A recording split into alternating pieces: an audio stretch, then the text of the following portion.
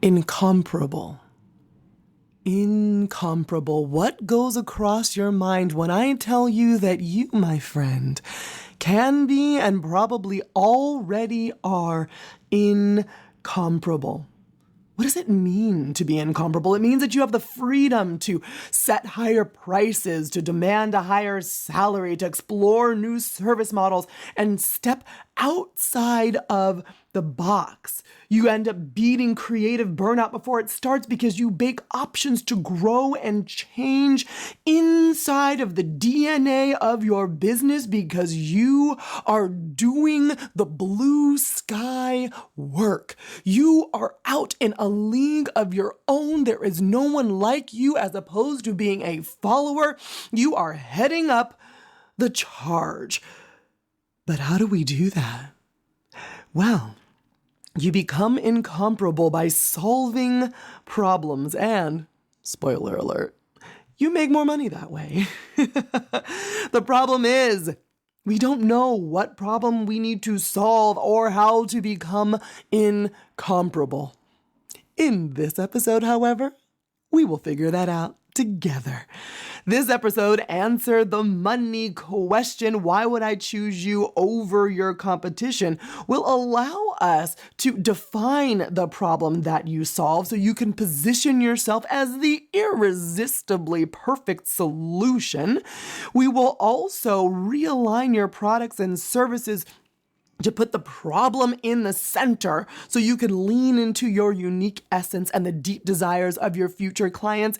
And we will give you clearer messaging so you can convey your radical authenticity to your audience so that you, in fact, can position yourself as being incomparable. If that sounds like a good way to spend the next 30, 40 minutes or so, then I encourage you to listen on.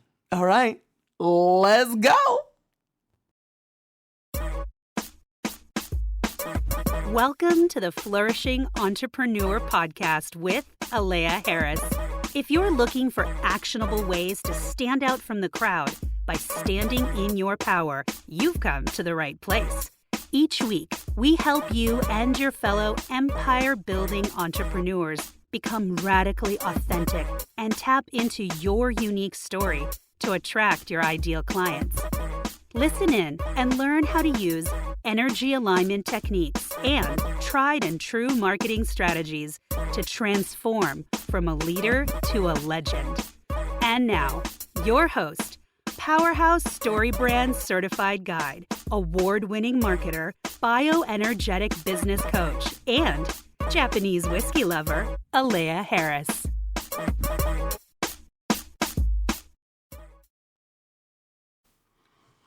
I realize it can be difficult to figure out what it means to be incomparable when you just look at your current life and circumstance. So let me give you 3 examples. The first is the Queen.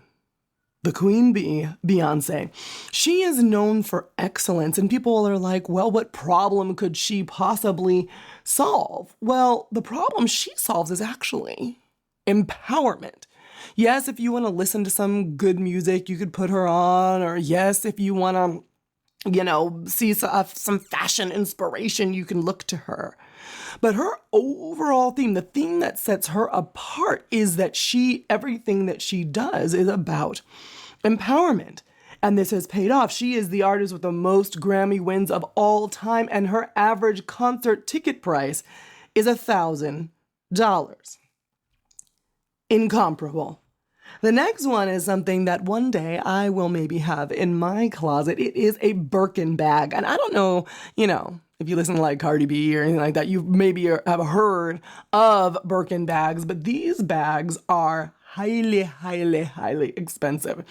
What they are selling truly, though, is not the bag. They're selling exclusivity. And what they're solving, the problem they're solving incomparably is of status. If you see someone walking around with a Birkin bag, you know that they are of a certain status, because Birkin bags are the most expensive bags in the world, ranging from $40,000 to $500,000. It's a purse, y'all. It is a purse. You put your tampons, your lipstick, and your wallet in it, and it's $500,000, right? So you don't buy a $500,000 purse because, like, oh my gosh, it works better than any other purse. You could carry around a Ziploc bag and do the exact same thing, right? It's because it solves the problem of status. And in fact, it solves it so well that investing in a Birkin, buying a Birkin, is actually a stronger investment than investing in gold bars. The value of the Birkin bag has increased 500% in the last 35 years. That's 14% per year, which is way more than the value of gold has increased. How do they do that? By continuing to solve the problem of status. If you wanted to instantly, within certain circles, I'm sure, increase your status, you show up with the Birkin bag and people are like, oh, she or he is one of us. Because that's what we do, right? Or probably better than us, right? Because there ain't a whole lot of these things roaming around the world. The third example I want to give you is maybe a bit more accessible. Whole Foods. What problem are they solving? They're solving the problem of lifestyle, because I can go and buy organic cereal or organic meat at Sprouts or Ralph's or another grocery store. But it's the whole lifestyle of shopping at Whole Foods. They're solving the problem of lifestyle with a high quality offering. Whole Foods, or sometimes better known as Whole Paycheck, costs actually between 10 to 20% more than typical grocery stores. So it's not a figment of your imagination that you go into Whole Foods and you're going to spend more money. But their customers are willing to pay more for higher quality ingredients, beautiful decor, improved customer service, and better product knowledge. They go because they want an experience. So, if you were to be incomparable like Beyonce, Birkin, or Whole Foods, can you now envision how your revenue streams might look a little bit different than they're looking now? So why haven't you done that? Come on, it's so easy. Why haven't you done it? But for real, what's stopping you? I would posit that what is truly stopping you is that you don't know who you are. What's stopping you from becoming a household name? You don't know who you are. We're going to dive into how to unearth who you are a little bit more. But again, I want to make sure you understand that this episode is part of our Stage to Stream series. The information that you're going to give is actually from one of my favorite stage presentations called Answer the Money Question. Answer the Money Question, we're going to dive into behavioral economics and choice architecture and all kinds of cool stuff that basically is like, how do people choose you and how can you make them choose you more effectively? If this is a topic you would love for me to present live, in person, in the flesh, cara a cara, then I would love to do so. Make sure you go to aleyaharris.com/speaking, ALEYAHARRIS.com/speaking to schedule a call. I would love to present this topic to you and your audience. If you're a corporate planner, a marketing professional, learning and development professional, I would love to talk to you. Please head over to aleyaharris.com/speaking so that I can edutain your audience and give them some tangible takeaways they can use to change their lives, their businesses, and their careers. Now, back to you. I've already told you that what's stopping you is you don't know who you are. And you might have said, you don't know what you're talking about, Leia. I know exactly who I am. You don't know me. You don't know who I is. And it's like, yeah, I don't know who you is, and neither do you, I promise. Because what happens to most of us is that we had a stronger knowledge of who we are, and then we assimilated to a college, to a social group, to a marriage, to a role, to a societal role, or to a job role. And then our authenticity became shrouded in assimilation, when what we really have to do to be incomparable is to stand in our power, to stand out from the crowd. Remember, if you're an entrepreneur, you started this business from the inside out, and now you market from the outside in. You started because you had a passion, you had a skill, you had a drive, a desire to move forward, something that you knew you needed to contribute to the world. And then you took the course, and then you listened to the podcast, everyone besides mine, obviously. And then you said, oh, but I need to do this and this technique, and this is what, the cool kids are doing. And then all of a sudden, your marketing starts sounding and looking like everyone else's. You market from the outside in. You need to start marketing from the inside out.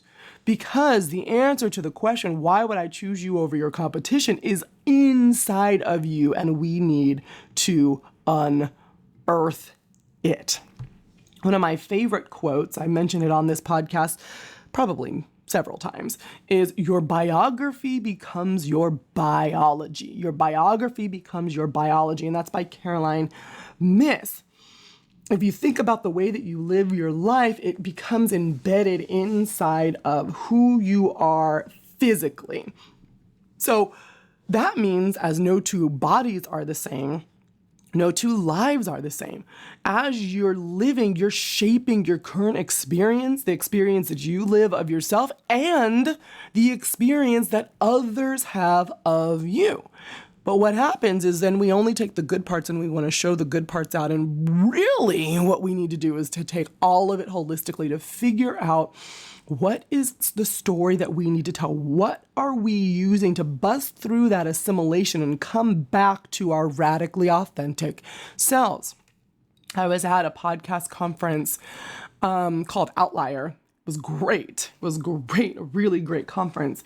And someone said, which I had never heard before, I guess it's like a famous saying, but I had never heard of it before. It said, don't waste a crisis. Do not waste a crisis. And I had been wasting crises. I hadn't been telling stories. Crises allow us to connect. Once I started talking about the crises and talking about how I overcame them and talking about how I use bioenergetics and talking about how they're part of my strategy and how they've informed my business ownership, then all of a sudden I started making connections. It's not just about the good thing that's happened to you and the flashy things and the Forbes features and the da-da-da-da-da. It's also about things like postpartum depression. It's also about things like body issues. It's also about things like financial issues. How did you overcome them?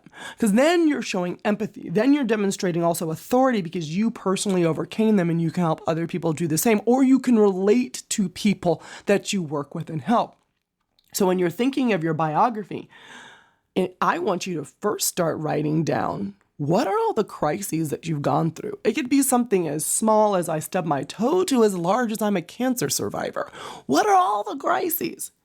And those are some of the things that you include, because part of your biography includes struggles to triumph. Also includes, what are the things that you do that you can't help? Compulsory behaviors. Me, I don't care if we're in the grocery store or the nail shop. I'm going to help you be a better person. I try to turn it off. I cannot turn it off. I am here to love you into being the highest version of yourself. It's kind of my jam. It's kind of like what I do. That's a compulsory behavior, right? What is your compulsory behaviors? Recurring lessons that you keep learning over and over and over and over again. Passions, aversions, demographics. Where did you grow up? Are you from a rural part of the mountains? Are you from the city? Are you a Black woman? Are you part of the LGBTQIA plus community? What is it here, right? What can you use to relate to other people? It also boils down to your motivations. What moves you forward and your priorities? How do you assess your life and tackle it in a way that makes sense in order? I will say something though. Once you write down all the biography bullet points, all the crises, all the highs, all the lows, compulsory behaviors, all of it, I want you to realize that you don't have to keep every story. You can choose what you want to excavate or replenish. You can get rid of what you've picked up along the way that is no longer serving you, whether they're courses and podcasts, not this one, or daddy issues. You can decide, I don't want to handle that anymore, and I'm just going to put that into the light and have spirit handle it because I am now free from it. It's not pushing it down. It's truly excavating it, getting rid of it. I want you to ask yourself, who are you at your most radically authentic? And what is the story you want to tell moving forward? Okay, now that you've done that, we lean into the other side of the story when we're in communication, right? When we're thinking about why would someone choose me over the competition? Well, you need to know who the you is, and they need to know what they want and why they are intersecting with you. That overlap of their story on your story is where the magic happens. So ask yourself, what do my ideal clients, my ideal audience, what do they want? Some common themes are save time, save money, make money, increase status, reduce stress, or increase knowledge. Usually, whatever they want boils down to one of those.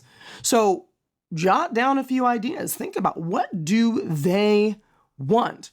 And then you think about, okay, so what problem is getting in the way of what they want? How do they understand this problem with their head? How does that problem make them feel? Why is it just plain wrong that they have to deal with this problem? This problem is incredibly important because, like I said, it's the problem that you solve that makes you incomparable. If you're a hairstylist, the problem that you solve is not, I make people's hair look good. Their hair is busted. They look busted. They come in here looking like Don King, and they leave out looking like a beauty queen. Whatever it is. Okay, cool. Most people can do that if they're, got some skills. What else do you do? Is it about empowerment? Is it about confidence? What is it about that you truly solve in a way that nobody else can, right? Think about how you can use a unique problem or a problem that they are experiencing and solve it in a unique way to help you be incomparable. The main thing you want to ask yourself is, what is the problem getting in the way of what your ideal client wants that your radically authentic story helps them solve better than anyone else? I'm going to say that again because it's really important. And if you were just sort of listening, I need you to bring it back, bring it back, bring it back. Okay, you with me? Okay, here we go. One more time. What is the problem getting in the way of what your ideal client wants that your radically authentic story helps you solve better than anyone else? You could think about that for a while. You need to intersect who you are, the story you want to tell, with the problem that you want to solve for these people. Once you do that, you will have truly the beginnings of your incomparable story. If you're trying to figure out how to know if you're going in the right direction, I want you to use your body as a guide. How do the ideas you're unearthing around your radically authentic story and the unique problem you solve feel in your body? When you say them out loud, do you get kind of like a feeling, or do you get like a, oh my God, that is so good feeling? Use those feelings to guide you, because right about now, you're starting to be like, oh, maybe I'll go ask somebody and see what they think. No, don't ask nobody, see what they think. This is literally about the thing that only you can come up with. And once you feel solid in it, then do some research, see if it matches with your current audience, all of those things. But in this initial phase, you want to really tune in and check in with yourself. So you have the problem. So that is the beginning, but we're talking about choice, meaning they have other options. So we need to know how exactly these people make choices, right? So that when they connect with you, your goal is to be the best option, realizing that they do in fact have options. Even if you are incomparable, they could be doing something else with their time, right? So what we're going to do is we're going to use clarity to motivate your clients from one choice point, from one place where they are to the next, towards their own success and away from their own failure, towards what they want and away from more of what they don't want. In order to do that, we kind of have to we just have to clear the air on one thing. People are not rational. They are irrational. People do not make rational, optimal decisions. Even if they have all the information, even if they have all the tools, they do not always make the decision that is for their highest good.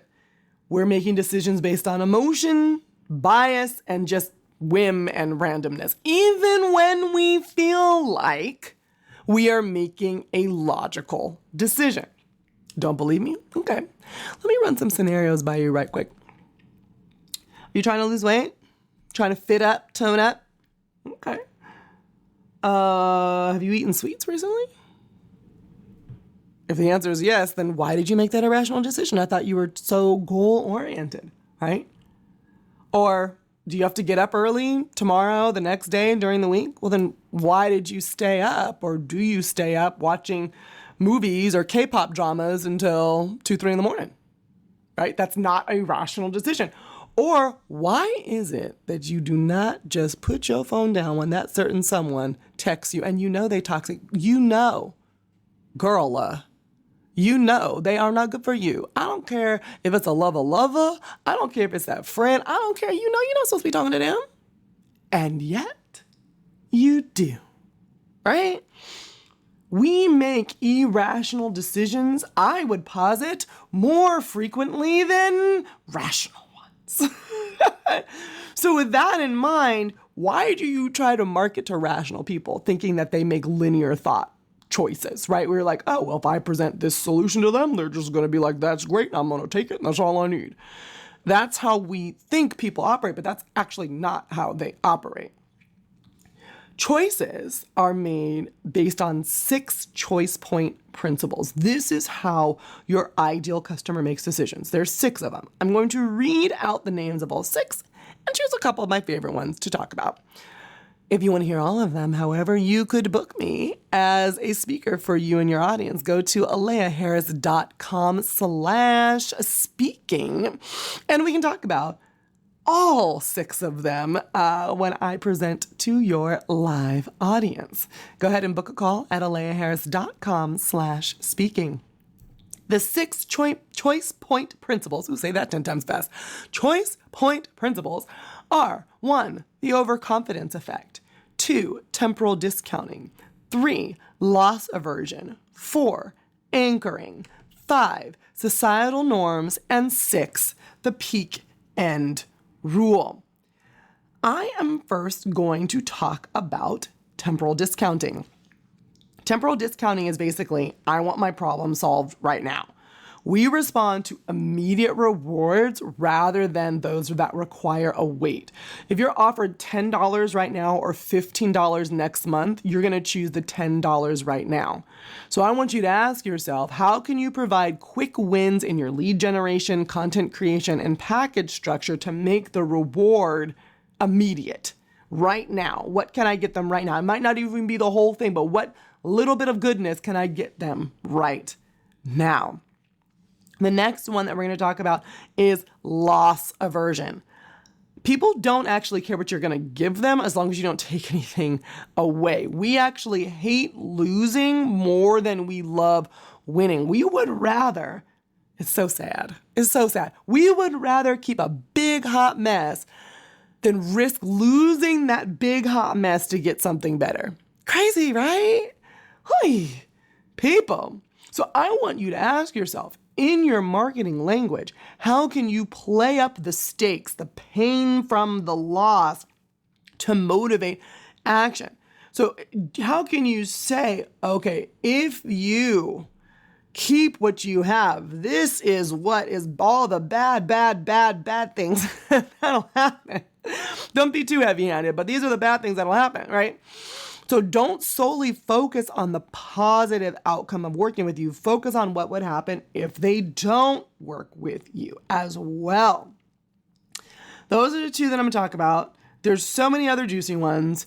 If you want to learn more, again, I would love to present this to you live. Go to aleyaharris.com/speaking and we can talk about it.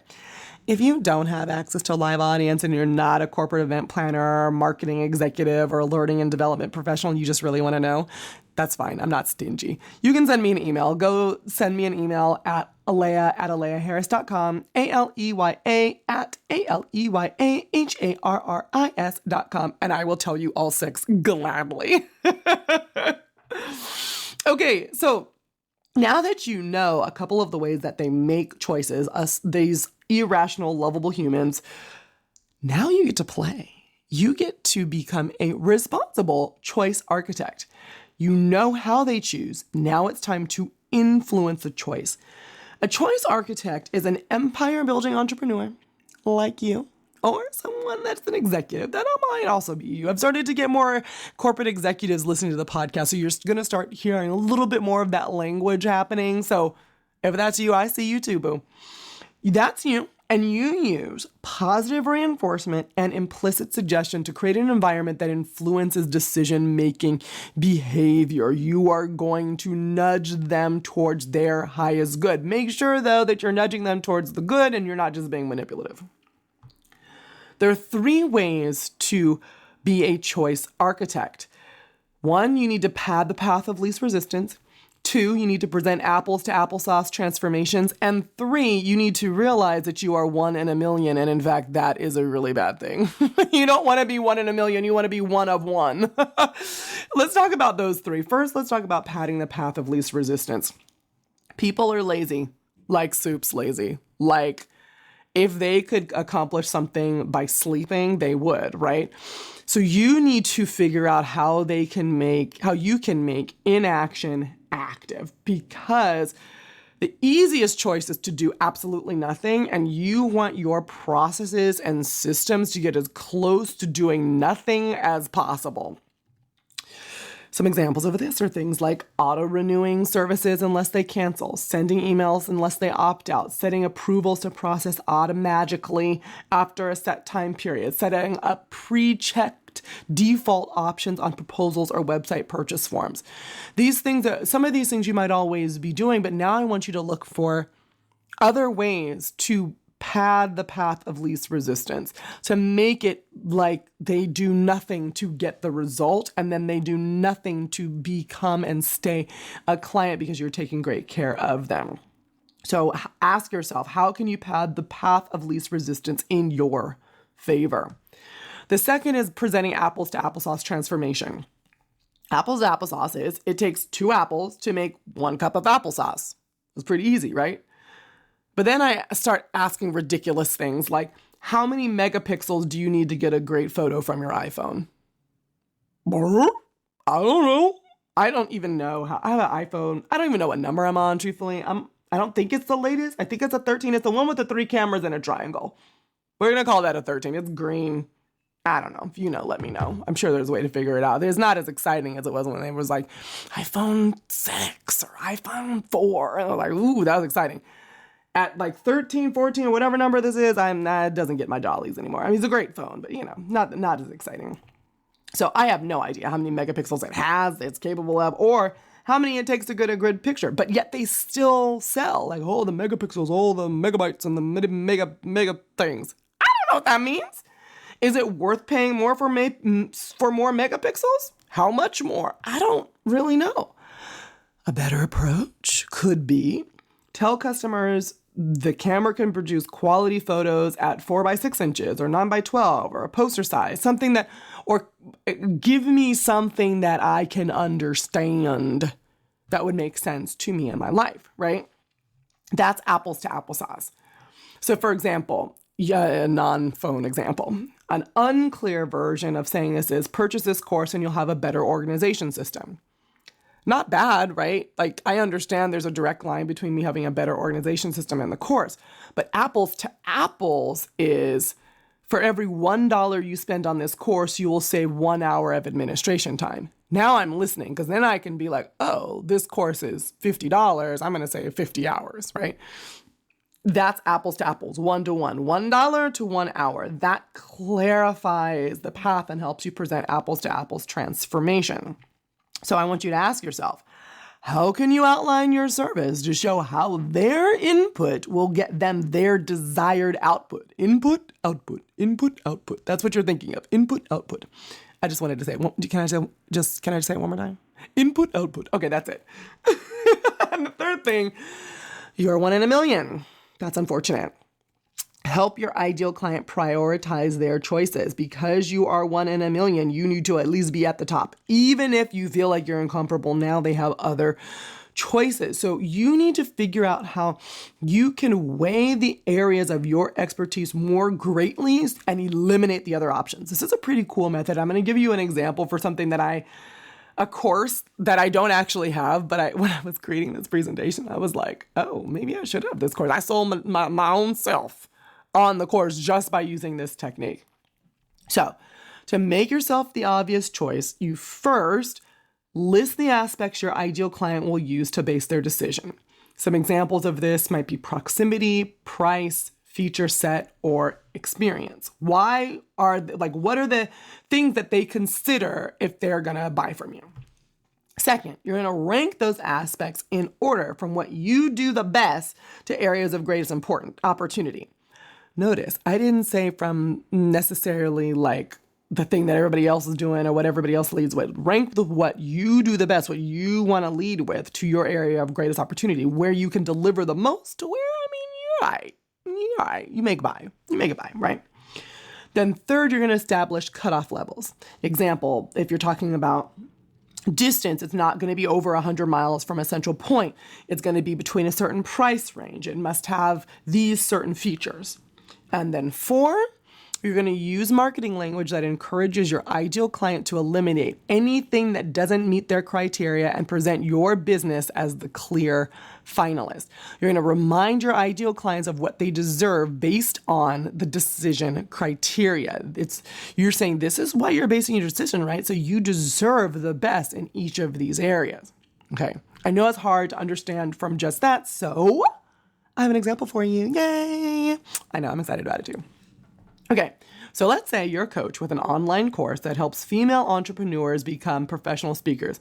Again, I do not have this course, but shoot, I might in the future. So if you see me rolling this course out, just know I convinced myself to do it from this presentation.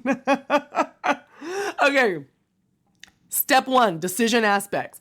If I'm a female entrepreneur who wants to become a professional speaker and I'm trying to buy a course, the decision criteria I might use might be duration, how long is the course, how much does it cost, price, work required, because remember, everybody's a little lazy. They want results now without doing as much work. Comprehension level, is it easy to understand or is it going to come over my head? Because remember, public speaking is the greatest fear over death, in front of death, right? So a lot of people, even if they are good speakers, there's still a lot of fear, like, oh, is this going to be something that's really hard? So it's like, okay, am I going to be able to understand this course and take it and be successful? And then the last element is ROI. So we have 5 elements, 5 decision aspects we are using: duration, price, work required, comprehension level, and ROI. Now we're going to rank them. So in this case, we're going to have ROI at the top because you can say with this course or with your expertise, you've done it well in the past and you have proof you can do it for your ideal client. Second is comprehension level. You have a knack for making difficult concepts easy. Third is duration. 4 weeks with wins throughout. It's a little bit shorter than the average course, which is 6 weeks.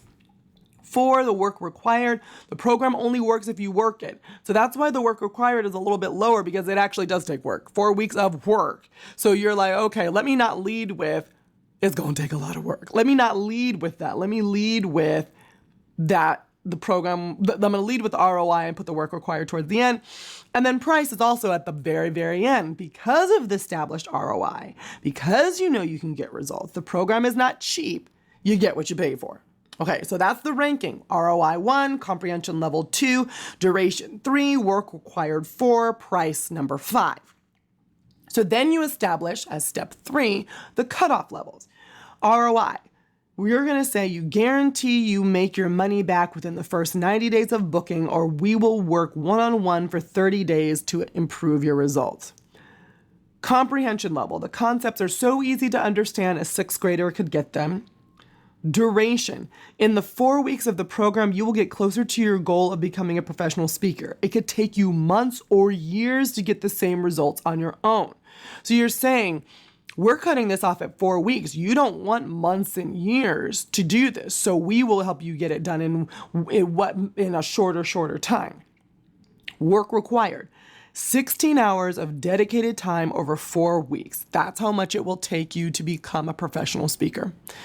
That's less than you spend scrolling through Instagram. Ask your admin to block off 4 hours per week on your calendar. You're like, all of a sudden, you're like, wait, oh, now you're quantifying this for me. I think I can do that. I actually can call up Sheila right now, my admin, and tell her to do this right now, right?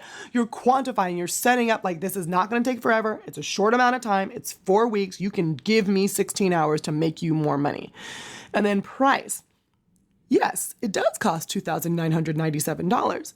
But for that money, we will teach you to book speaking gigs that will generate over $5,000 per engagement. Your entire investment could be covered by one presentation. And by the way, payment plan is available. So you're putting numbers to the experience so that people can conceptualize exactly what we're talking about, right? So there's even also some apples to apples comparison here. So we talk about price. You're putting in $2,997 input. What are you getting out? Well, you're getting out recurring revenue where each one of these suckers is $5,000. It's very clear to see how that price is worth it. And it goes back to the first one of ROI. Input, output, input, output. Okay, I had to do it again. I don't know why that is tickling my fancy today. Okay, the fourth step is eliminate the riffraff, right? You have the ROI. This is when you show what it's like to not work with you. Don't waste your finite time and hard-earned dollars on courses that may not get you on your dream stages. You deserve to turn your investment into results. Pretty nifty, right? I'm like, you're right. I do deserve that. Remember, we're supposed to be saying why. Since this is how you're making a decision, what do you deserve to get based on your decision criteria? Comprehension level. Being new at something when you are a boss in all other areas can feel scary. We make sure to break down the concepts in an easy to understand way so you don't feel overwhelmed. Duration.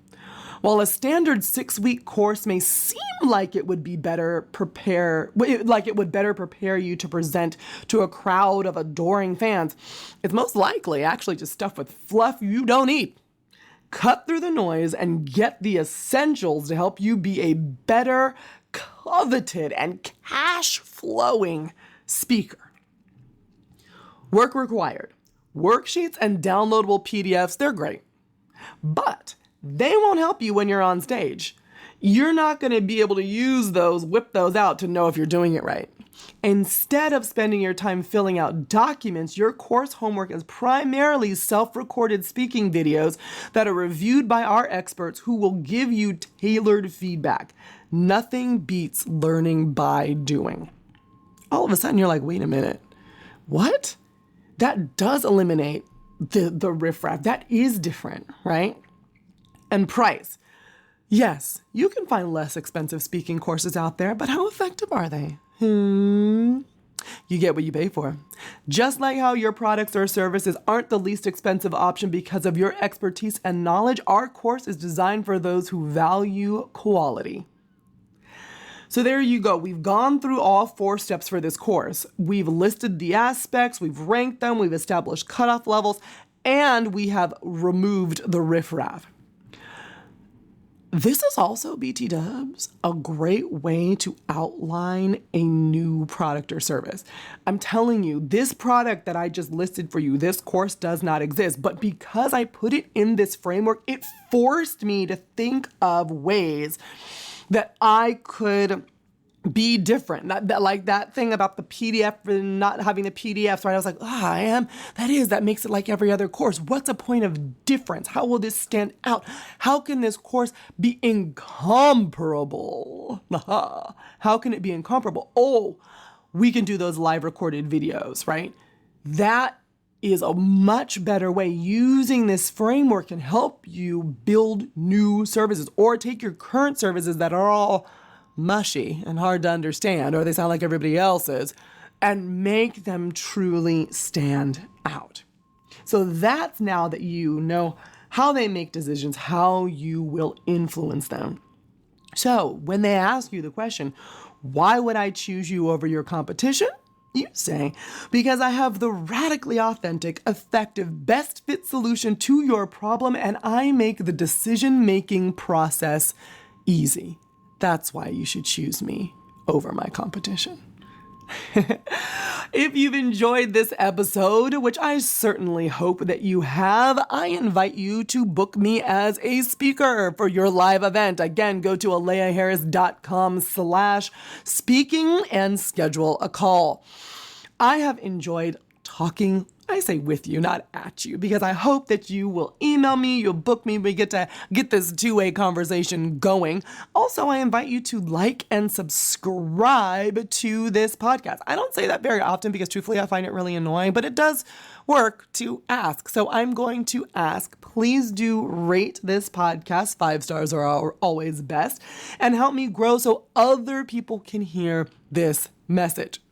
Until next time, my name is Aleya Harris. This is the Flourishing Entrepreneur Podcast, and I am sending you lots and lots and lots and lots of love, light, and abundance. Bye for now.